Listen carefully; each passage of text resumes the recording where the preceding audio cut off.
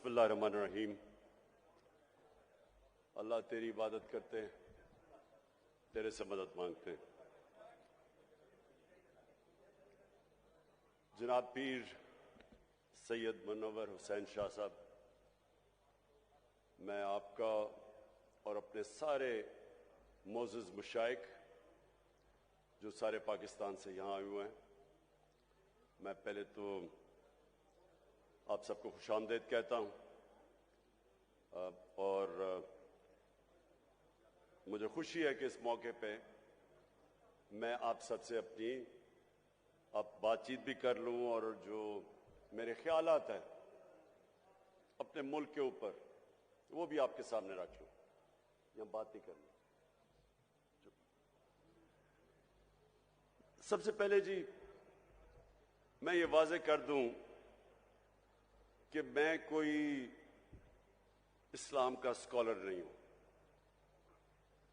میں کبھی بھی اپنے آپ کو کوئی اسلام کا عالم نہیں سمجھا, لیکن میں ایک وہ انسان ہوں جس نے آہستہ آہستہ اپنی زندگی کے تجربے سے, اور تجربہ وہ جو کہ میری کرکٹ کی وجہ سے ساری دنیا میں مجھے پھرنے کا موقع ملا.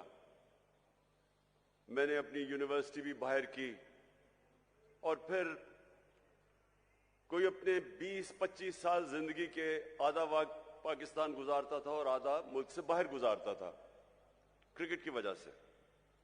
تو میں نے اپنی زندگی کے تجربے سے اور دنیا کو سٹڈی کرتے ہوئے میں اپنے دین کی طرف آہستہ آہستہ آتا گیا. اور میں جو باتیں کرتا ہوں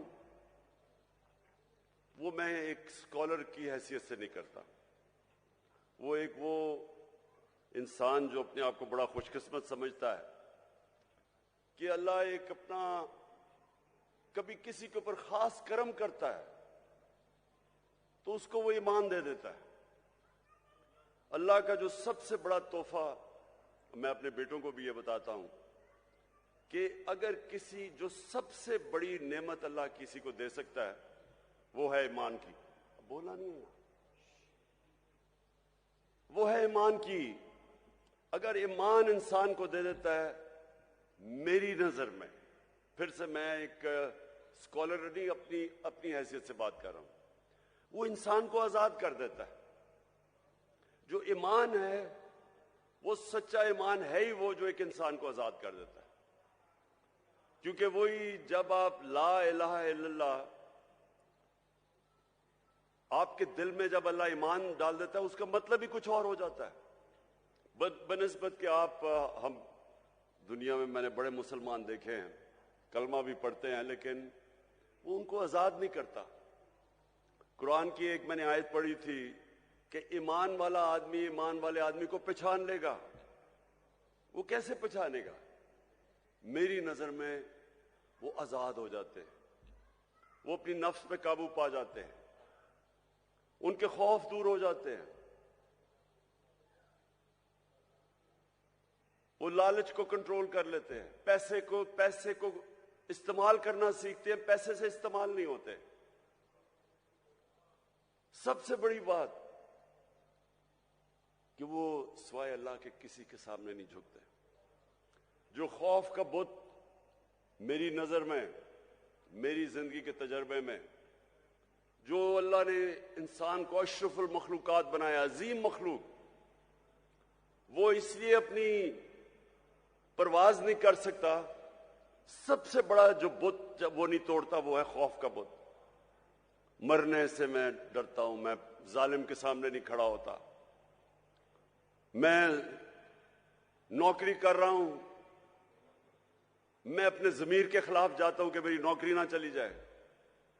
میں تو اس کو بھی شرک سمجھتا ہوں. جدھر آپ اپنے ضمیر کا سودا کرتے ہیں اور رائے حق سے ہٹتے ہیں, میری نظر میں تو وہ بھی شرک ہے. پیسے کی پوجا کرنا, پتہ ہے کہ میں چوری کر رہا ہوں, کرپشن کر رہا ہوں, لیکن میں ہر چیز جسٹیفائی کر لیتا ہوں کہ جی میرے گھر میں پیسہ نہیں تھا اس لیے چوری کر رہا ہوں. میں نے تو زندگی میں لوگوں کو ہر چیز کو جسٹیفائی کرتا دیکھا ہے. قتل کو بھی وہ جسٹیفائی کر دیتے ہیں. کرپشن کو، قتل کو، جھوٹ کو، زنا کو، سب کو جسٹیفائی انسان کر سکتا ہے.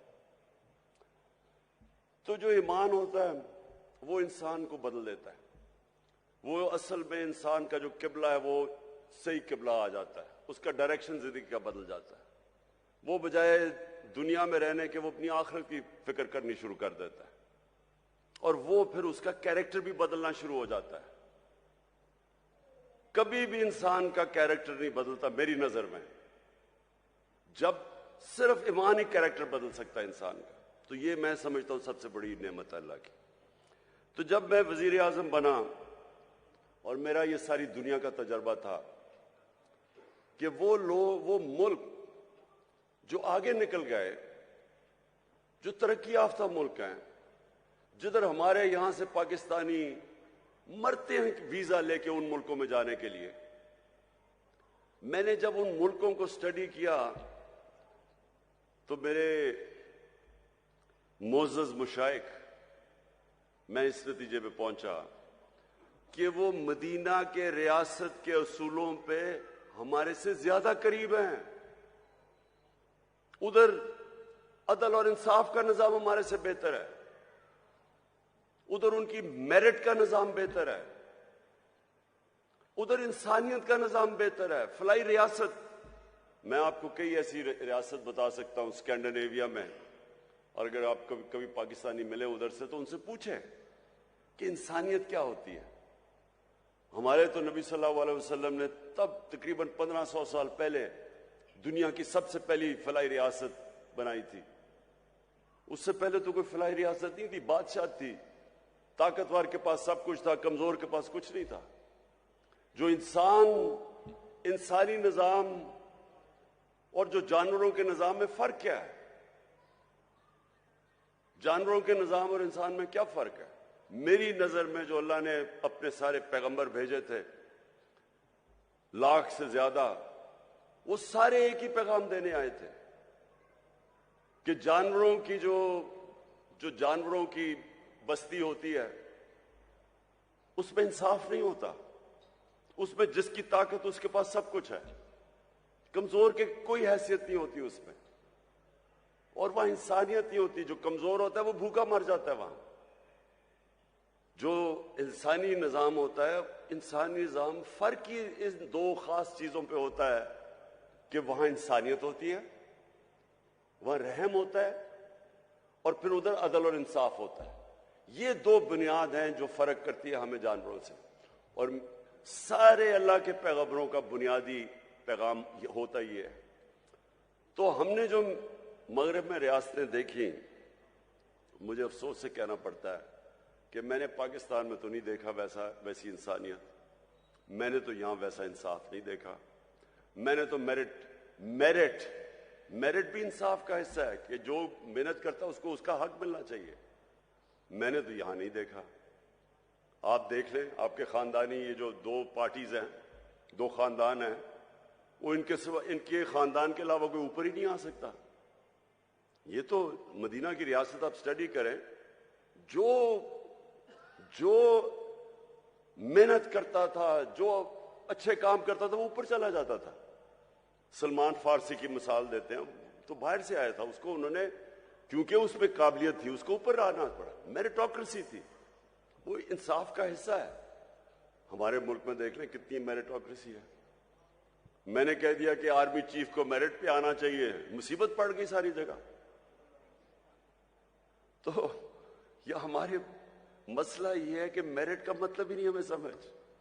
آپ اگر دنیا میں مقابلہ کر لیں، جس معاشرے کے اندر انصاف اور میرٹ ہوتا ہے وہ آگے نکل جائے گا اس معاشرے سے جس میں میرٹ نہیں ہوتا. 2 کرکٹ ٹیم چلے، میں نے کرکٹ میں 20 سال دنیا میں انٹرنیشنل کرکٹ کھیلا. ایک کرکٹ ٹیم میرٹ پہ سلیکٹ ہوتی ہے، دوسری سفارشوں کی ہوتی ہے.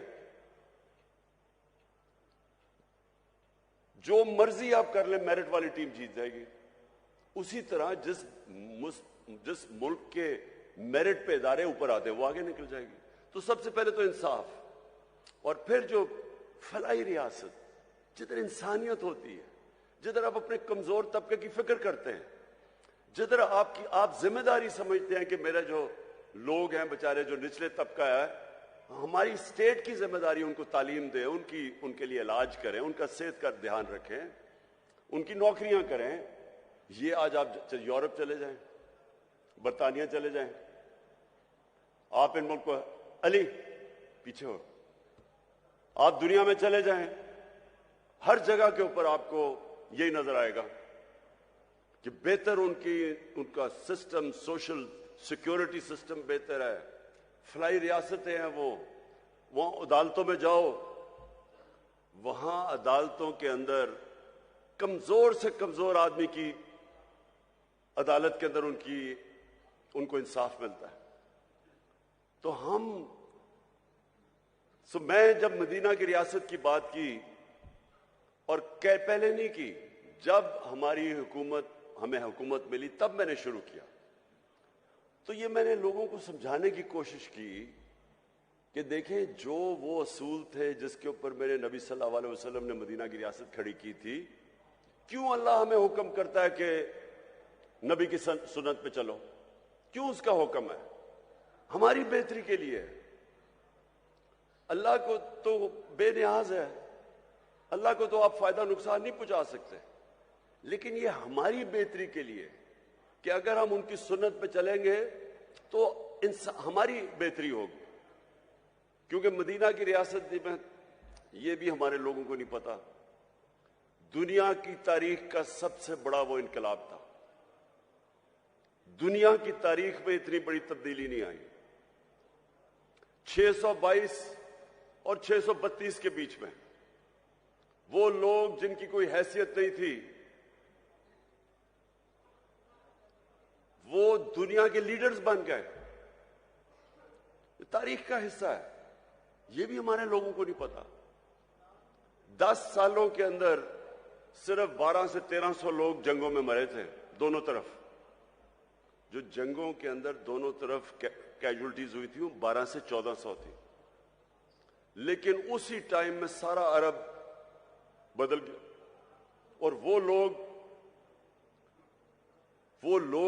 जिस तरह उन्होंने दुनिया की लीडर्स बन गए, फिक्री इनकलाब आया था। तो वो क्या चीजें थी, वो उन्होंने हमारे नबी सल्लल्लाहु अलैहि वसल्लम ने किस तरह उनको चेंज किया, उनका कैरेक्टर कैसे बदला, ये हमारे लोगों को नहीं पता आज। मैंने इसलिए रहमतुल आलमीन अथॉरिटी बनवाई, बड़े बड़े आलम को हमने ऊपर बैठाया, हमने कहा करिकुलम डेवलप करो, स्कूल के बच्चों को सीरत नबी सिखाओ, 8, 9 और 10 क्लासेस के अंदर कोर्स स्पेशल डेवलप करो, यूनिवर्सिटीज के अंदर रिसर्च करवाओ, कॉलेजेस के अंदर डिबेट्स हो, पता चले हमारे नौजवानों को कि क्या इतना बड़ा इनकलाब कैसे आया था, कैसे दुनिया मुसलमानों ने ट्रांसफॉर्म कर दी थी। 1000 साल तक मुसलमान दुनिया की सबसे बड़ी पावर थे। वो क्या चीज थी? क्यों ऊपर? फिर मुसलमान जब ऊपर भी गए फिर नीचे क्यों आए? इकबाल ने जो शिकवा और जवाब शिकवा लिखा, क्या कहने की कोशिश कर रहा था कि हम ऊपर क्यों गए और फिर हमने क्या आया? वही मदीना के रियासत के उसूलों से पीछे हटे, हम नीचे आ गए। और आज हम फिर कैसे अपने लोगों को ऊपर ला सकते हैं? इसलिए हमारी कोशिश थी कि ये अथॉरिटी बना के हम सारे मुल्क के अंदर लोगों को समझाएं, अपने यूथ को, नौजवानों को, फिर उनका कैरेक्टर बिल्डिंग करें। इस वक्त हमारे बच्चों के ऊपर जो प्रेशर है, मैं अपने मोअज़्ज़ज़ मशाइख आप सबके सामने कह रहा हूं, मोबाइल फोन ने दुनिया बदल रहा है।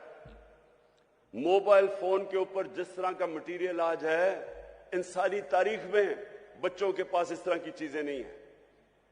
पोर्नोग्राफिक मटेरियल है, हर किस्म का गंद है, फायदा भी है, इल्म भी है, लेकिन दूसरी तरफ हर किस्म का उसमें एक्स रेटेड मटेरियल है जो बच्चों को, कभी इंसानी तारीख में बच्चों को ये चीजें नहीं देखती थी।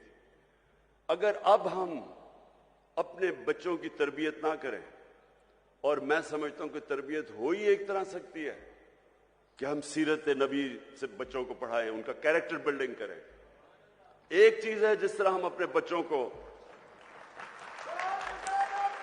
बस اپنے بس بچوں کو ابھی سے ان کی تیاری کروائیں اپنی حفاظت کرنے کے لیے کہ جس طرح کا یہ ہے. اور میں آپ کو بتا رہا ہوں, میں جب پرائم منسٹر تھا, میں نے جب آئی جیز کو بلوایا, ان سے پوچھا کہ بتائیں کون سی جرم تیزی سے بڑھ رہے ہیں, تو ہمارے زمانے جب میں 4 سال پہلے کی بات کر رہا ہوں, تو جو سیکس کرائمز ہیں یہ تیزی سے بڑھ رہی ہیں پاکستان میں.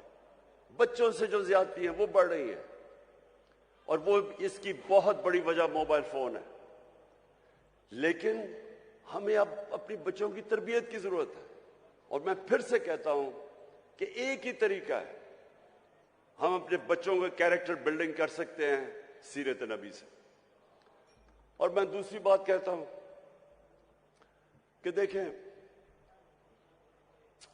مجھے بار بار کہا جاتا ہے کہ آپ بڑی ضدی ہیں, آپ کہ آپ یہ نہیں کہ یہ جو لوگوں نے کرپشن کی ہوئی ہے بس ان کو چھوڑ دیں, ان کو معاف کر دیں, ان کے اوپر نہ بات کریں, ملک کا سوچیں. مجھے بڑے جو میں حکومت میں بھی تھا تو مجھے پریشر پڑتا تھا کہ جی NRO دے دو ان کو. دیکھیں یہ بھی آپ کے لیے بہت ضروری ہے کہ میرے جو معزز مشائخ ہیں, آپ کو لوگوں کی تربیت کرنی چاہیے. دیکھیں ہمارے نبی صلی اللہ علیہ وسلم رحمت للعالمین تھے, ان سے زیادہ رحم کرنے والا انسان نہیں تھا جس کو اللہ نے کہا کہ ساری دنیا کے لیے رحمت بن کے آئے, مسلمان ہو یا نہیں ہو. لیکن ان کو جو سب سے زیادہ رحمت کرنے والے انسان تھے, رحم کرنے والے انسان تھے, جب فتح مکہ ہوئی انہوں نے ان سارے کفار کو معاف کر دیا جنہوں نے مسلمانوں پہ بڑا ظلم کیا تھا, ان کے اوپر ہر قسم کا تشدد کیا تھا, ان کو ہجرت کرنی پڑی, ان کے جس طرح کی مشکلات کا سامنا کرنا پڑا. تو جب فتح مکہ ہوئی تو ان کو بدلہ تو لینا چاہیے تھا, لیکن رحمت للعالمین نے سب کو معاف کر دیا. لیکن جب ان کے پاس ایک آدمی آیا اور کہا کہ دیکھیں جی یہ قریش کی لڑکی نے چوری کی ہے, یہ قریش کی لڑکی ہے, اس کو معاف کر دیں, تو تب انہوں نے کہا کہ میری بیٹی بھی اگر چوری کرے گی اس کو بھی معاف نہیں کیا جائے گا. یعنی جدھر چوری, آپ جس دن چوری کو معاف کرنا شروع کر دیں آپ اپنا معاشرہ تباہ کر دیتے ہیں. انہوں نے جو ان کی حدیث ہے, اللہ کے آخری پیغمبر کی جو حدیث ہے, اچھا اور مجھے یہ بھی نہیں سمجھ آتی کہ یہ اس کے اوپر کنٹروورسی کیوں ہے, جب قرآن میں واضح لکھا گیا ہے کہ نبی صلی اللہ علیہ وسلم اللہ کے آخری پیغمبر ہیں, تو اس کے اوپر ڈیبیٹ کیوں ہے؟ جو نہیں مانتا وہ مسلمان ہی نہیں ہے اس پہ.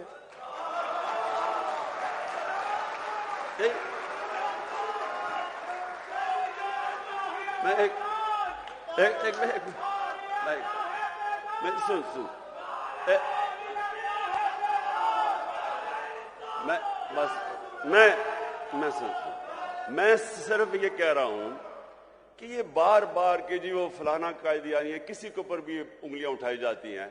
میں سمپل بات کر رہا ہوں, جس نے بھی قرآن پڑھی ہوئی ہے اس میں یہ چیز تو واضح ہے نا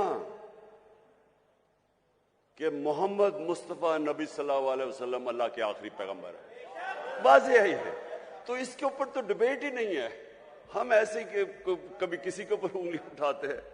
اچھا تو میں یہ اب آپ کو دیکھیں, یہ بہت ضروری ہے ہم سب کے لیے. یہ جو وقت ہے اس وقت پاکستان میں, یہ بہت اہم وقت ہے. وقت کیا ہے کہ ہمارے ملک کے اوپر بیرونی سازش کر کے اس ملک کے وہ نامور ڈاکوؤں کو اوپر بٹھا دیا گیا ہے جو 30 سال سے چوری کر رہے ہیں. ملک آتے ہیں, حکومت کرتے ہیں, ملک کو لوٹتے ہیں, واپس باہر چلے جاتے ہیں, پھر NRO لے کے پھر واپس آتے ہیں, پھر چوری شروع کر دیتے ہیں, پھر باہر چلے جاتے ہیں, پیسہ ملک کا باہر لے جاتے ہیں. اب میں سوال یہ پوچھتا ہوں کہ اگر ایک بحثیت معاشرہ ہم اس ظلم اور ناانصافی کے خلاف اپنی آواز بلند نہیں کرتے اور اس کا مقابلہ نہیں کرتے. ہمارے اور بھیڑ بکریوں میں کوئی فرق نہیں ہے. اس سے بڑا ظلم کیا ہے؟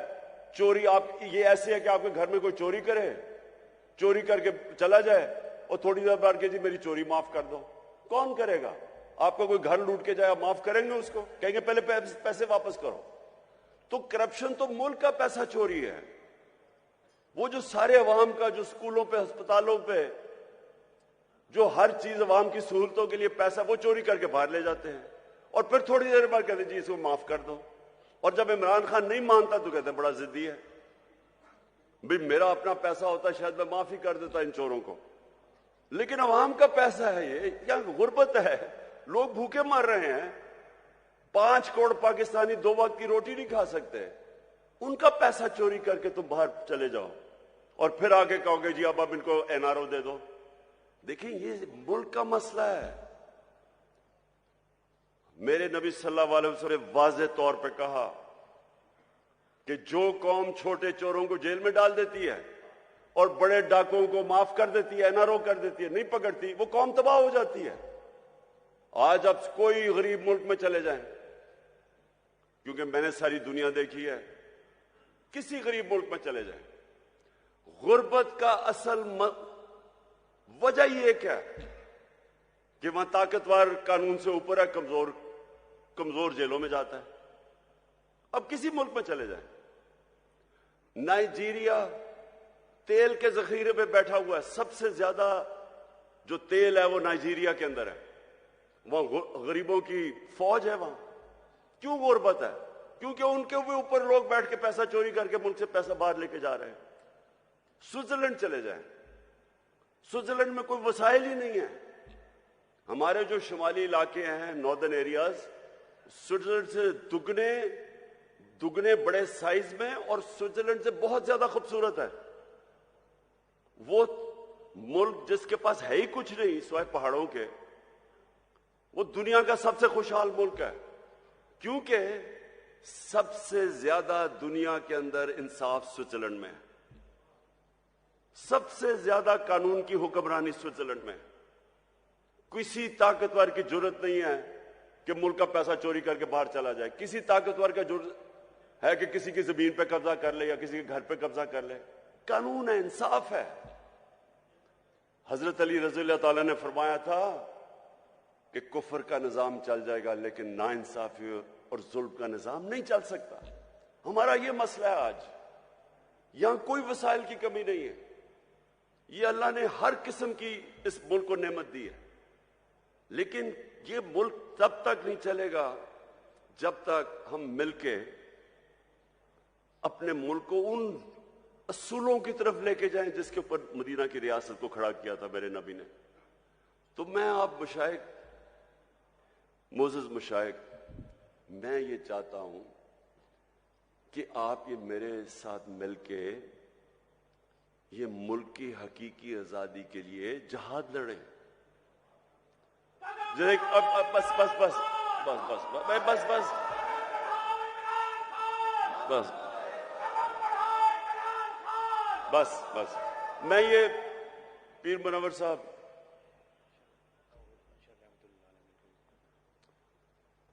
پیر منور صاحب, آپ کے بڑوں نے قائد اعظم کی مدد کی, اس سپورٹ کے بغیر پاکستانی نہ بنتا. بہت بڑی طاقت مشائخ کی تھی قائد اعظم کے ساتھ. آج آپ سب کی پھر ضرورت ہے کہ جو پاکستان کے اوپر اس وقت کیا جا رہا ہے, جو واردات ہوئی ہے, کہ باہر سے سازش ہوتی ہے, امریکی حکم دیتا ہے ایک ہمارے ایمبیسڈر کو کہ عمران خان کو ہٹا دو, اور اس کے بعد یہاں سارے مل کے جو یہاں کے غدار ہیں وہ مل کے گورنمنٹ کرا دیتے ہیں اور پھر چوروں کو اوپر بٹھا دیتے ہیں. اور اگر ہم اس کو تسلیم کر جاتے ہیں تو ہمیں یہ بڑا واضح ہو جانا چاہیے کہ ہم اپنے ملک کی مستقبل کی قبر کھود رہے ہیں. اس لیے یہ جو آنے والے دن ہیں اس میں آپ سب کو اپنی ڈیوٹی دینی پڑے گی اپنے ملک کے لیے. میں صرف آپ سے یہ چاہتا ہوں کہ لوگوں کو کم از کم نبی صلی اللہ علیہ وسلم کی سیرت اور سنت کے تحت لوگوں کو آپ جگانا شروع کریں. ان کی سب کچھ انہوں نے جو اصول بنائے ہوئے ہیں کہ ملک چلتا کیسے ہے, عدل اور انصاف کیا ہوتا ہے, انسانیت کیا ہوتی ہے, وہ آپ لوگوں کو آپ کو ضرور تبلیغ کرنی چاہیے اس وقت, کیونکہ یہ ٹائم نہیں ہے. ہم بڑی تیزی سے نیچے جا رہے ہیں. ابھی شہباز شریف نے جا کے امریکہ میں معافیا مانگی ہے کہ جی خدا کے واسطے ہمیں پیسہ دے دو نہیں تو ہمارا ملک تباہ ہو جائے گا. سوچیں اتنی محنت کر کے سازش کر کے 5 مہینے پہلے گورنمنٹ آتی ہے, آج ساری امریکنوں کو وہاں جا کے کہہ رہا ہے کہ جی خدا کے واسطے ہماری امداد کر دو نہیں تو ملک کا دیوالیہ نکل گیا, نہیں تو ہم اپنے قرضے نہیں واپس کر سکتے. سوال تو ان سے یہ پوچھنا چاہیے کہ آپ کے سارے پیسے اربوں ڈالر ساری دنیا کو پتہ ہے باہر پڑے, ملک کے لیے پیسے مانگ رہے ہو, اپنا پیسہ باہر رکھا ہوا ہے. دوسروں کو کہہ رہے ہو کہ ملک میں پیسہ لے کے آؤ اور اپنا پیسہ باہر لے گئے ہو. تو میں آخر میں سب سے ابھی سے ہی میں اپنی حکومتوں کو, 4 ہمارے پاس حکومتیں ہیں, گلگت بلتستان, آزاد کشمیر, پختونخوا اور پنجاب. انشاءاللہ ہم نے پچھلے سال بھی اور اس سال بھی بھرپور طریقے سے 12 ربیع الاول بنائیں گے, اور جب ہم 12 ربیع الاول بنائیں گے تو اسی میں اپنے نوجوانوں کو نبی صلی اللہ علیہ وسلم کی سیرت سے بھی آگاہ کریں گے, اور انشاءاللہ ان کے کیریکٹروں کو اوپر اٹھائیں گے. اور وہ میں ایک دن خواب دیکھتا ہوں کہ وہ وقت آئے گا جب پاکستانی دنیا میں جائیں گے تو جس طرح ایک دفعہ ایک وقت ایسا تھا کہ انڈونیشیا اور ملیشیا میں مسلمان تاجر جب گئے تو لوگوں نے ان کا کردار دیکھ کے, مسلمان تاجروں کا کردار دیکھ کے لوگ مسلمان ہو گئے. انشاءاللہ وہ بھی دن آئے گا جب ہمارا پاکستانیوں کا کردار دیکھ کے لوگ اسلام کی طرف آئیں گے. پاکستان زندہ باد.